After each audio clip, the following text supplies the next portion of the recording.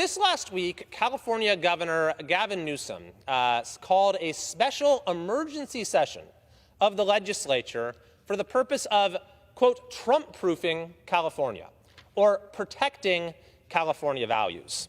Now, it's a question of whether this session is even, there's a question of whether this session is even legal, given that the state constitution allows for a special session to be called under extraordinary circumstances, and you might wonder whether the result of a duly conducted presidential election could truly constitute an extraordinary circumstance. More than that, it is clearly a farce, as despite the governor's claims that this is an emergency situation, it was such an emergency that they gavelled in for about an hour and then went home for a month without passing any legislation.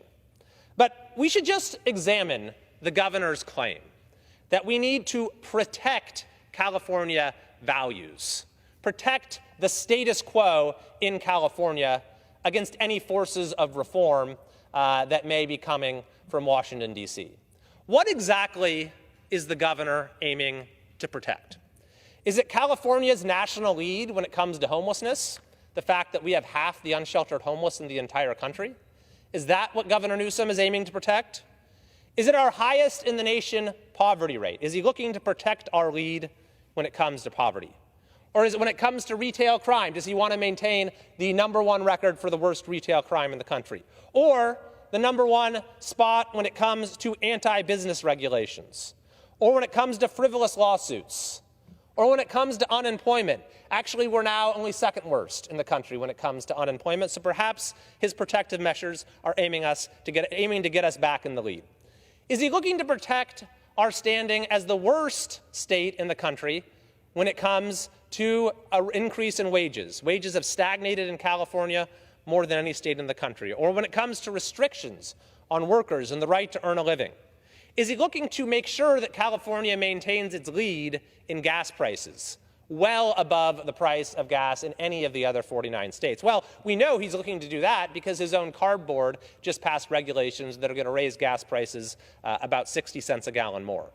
Is he looking to protect our standing as #2 in the country in housing costs, #2 in the country in water bills, #3 in the country in energy and electricity costs, #3 in the country in inequality, #1 in the country when it comes to income taxes? Certainly wants to protect California's lead in that respect. Does he want to protect our #1 in the country budget deficit that was reported last year?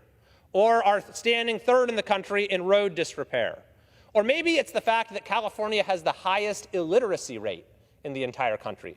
Perhaps that's what the value that Governor Newsom is aiming to protect. Or relatedly, the fact that we are second out of the 50 states when it comes to educational inequity.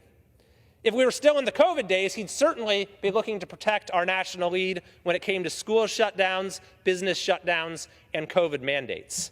We know that he's looking to protect our national lead when it comes to illegal border crossings. For the first time in the 90s, over the last year, the highest level of illegal border crossings have been in the San Diego border sector because he stood by California's standing as a sanctuary state. When it comes to funding for illegal immigrants, surely he's looking to protect our lead there, as California is the only state in the country that's offering free Medicaid to those who are here unlawfully. And most certainly, we know the governor is looking to extend California's four-peat in leading the nation in one-way U-Haul rentals, and is looking through his protective special session, I'm sure, to make that a five-peat. No, Mr. Speaker, California values, as Governor Newsom envisions them, do not need protecting. And I would argue they are not actually the values of Californians. What we're seeing happening in our state is that Californians themselves are looking to Newsom-proof California.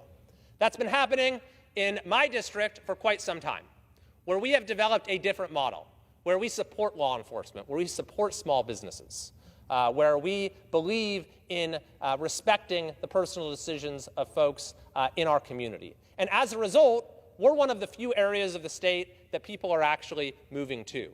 And by all of these metrics that I just mentioned, we're doing much better than the state as a whole. But we're seeing these Newsom-proofing measures taking hold, not just in my district, but across California. And for evidence for this, look at the overwhelming passage of Prop 36 on the ballot this November. This was a measure to make crime illegal again in California. It largely rolled back the notorious Proposition 47. Gavin Newsom, and I might add the leaders of the supermajority in the legislature, fought it every step of the way.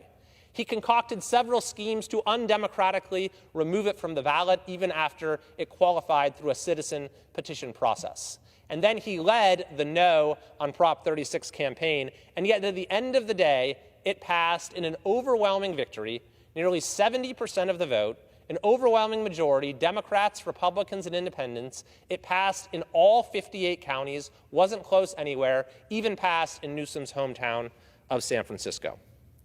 So, Mr. Speaker, California is now on a path back to sanity. And I have great hope for the future of our state.